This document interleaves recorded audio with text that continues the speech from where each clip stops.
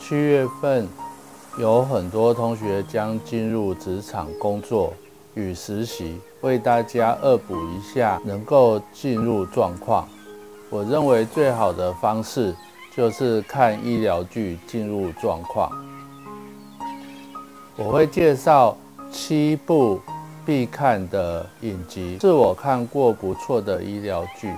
本集会大概跟大家介绍一下，如果有机会再跟大家比较详细的说明剧中可以学习的地方。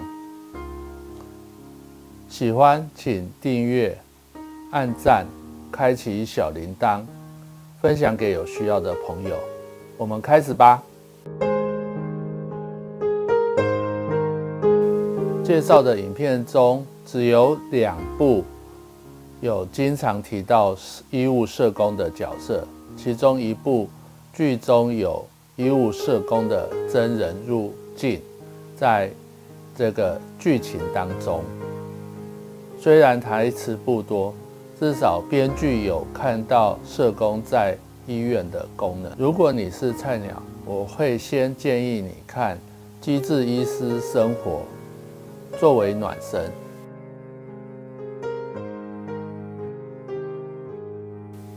我很喜欢这5位医师间的彼此的友谊与生活。这部片子有5位医师，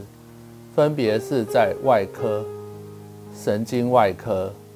小儿外科、跟胸腔外科跟妇产科。这个影集主要能让我们了解医师的生活与家庭。不过这部影集不太真实感，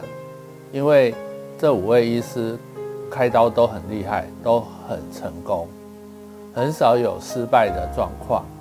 剧中有提到长腿叔叔的基金会的角色，是负责没有钱的家庭处理医疗费用的角色。这个部分有点像医院的社福部门做医疗补助，但是更像有一些疾病为主的基金会，在台湾例如罗惠夫卢颜基金会、台湾早产儿基金会等。剧中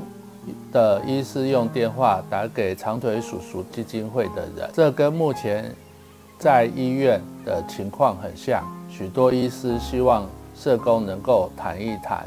就必须要评估出可以补助或是不能补助的结果。有一次，一个主任级的医师召会我，他有一个病人需要做一个检查，需要6万块钱自费，问我能不能补助。我在诊间外面跟这个阿伯聊了一下，知道他是一个外包商，有一个孩子在国外打工游学，心里就想他的生活应该不差吧，给阿伯一张资料清单，请他下一次回诊前备好这些所需要的财税资料。谈完之后，医生就问我能不能协助他。我告诉医师，应该没有不是很好过生活，但人还是要看一下资料会比较保险。结果下一周病人回诊的时候，拿了财税给医师，请医师转交给我。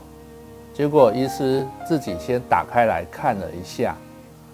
就打电话来说：“哦，你不用过来了，也不需要补助他，因为他开的车子还比我开的还要好，谢谢你。”这就是我们需要看资料的道理，避免我们辛苦募款来的费用用在有钱的人身上，以至于没有钱的病人需要钱的时候，我们没有钱给真正有需要救命的人。这类故事非常多，应该还可以再拍1集吧。下一部影集是产科医红鸟，或是天才妇科医。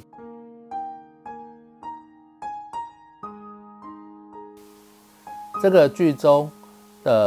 有社工的角色，有伦理跟医学的问题，可以看到一个团队间怎样彼此的合作，之间的关系，是认识产科的一个好时机。如果你的实力不错，可以思考一下这个影片当中的伦理问题，你有什么样的看法？剧中的社工在团队中，他的台词真的不是很多，多半是站在旁边，或者在旁边静静的聆听。在现实的医疗现场也是一样，通常在团队中的谈论，社工可以说上1、2句话，但的机会也不是真正那么多，因为多半讨论的都是医疗问题。护理师、医师，连临床心理师都可以聊上2、3句。社工师若是医疗背景不强，真的只能听别人在说什么东西。要能够沟通，需要大家站在一个水平上，才能够对话，才能听懂医护人员在说什么。因此，社工师在医疗场域就安静许多。但是团队中没有社工的角色是不行的，医师跟护理师就会很头痛。没有健保卡怎么办？谁可以决定要开刀或不开刀的手术呢？找不到家人怎么办？无法出院怎么办？医护人员只会医疗的问题，其他问题都需要社工来协助分析处理，协助处理非医疗以外的大大小小工作。只是这些工作没有人愿意拿出来演，应该也没有什么收视率。看我的频道就知道了，这是一个冷门的领域。下一部片子是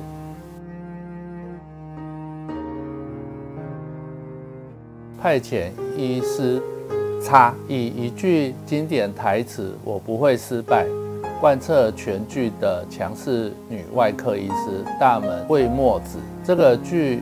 没有社工的角色出现，除了大门子外，其他的医师都是笨蛋，开刀都会有问题，都要医院打工的女医师来解决困难。这部片子可以知道一些疾病的名称和一点点的医学知识，知道外科的节奏是很快的，剧情大部分都大同小异。在台湾的医院类型多数是封闭型的医院，但是还有另外一种是属于开放医院，就是你住在开放医院当中，你想要谁来帮你开刀，医院就会帮你去跟那个医院的医师谈。这种医院在健保之前是有一些。剧中的女医师比较像今天医院中的特约医师，因为医疗缺乏，所以请外地的医师来报备资源到另外一家医院进行协助。还有一些特约是某些开业医，因为检查上有需要，比较需要高等的检查，就会在某一家医院有特约的门诊，把自己的病人转到大医院来看他自己的特约门诊，就可以开一些检查单或做一些治疗，甚至住院。不用担心因为转诊了去其他医院，病人就被其他医院吃掉了。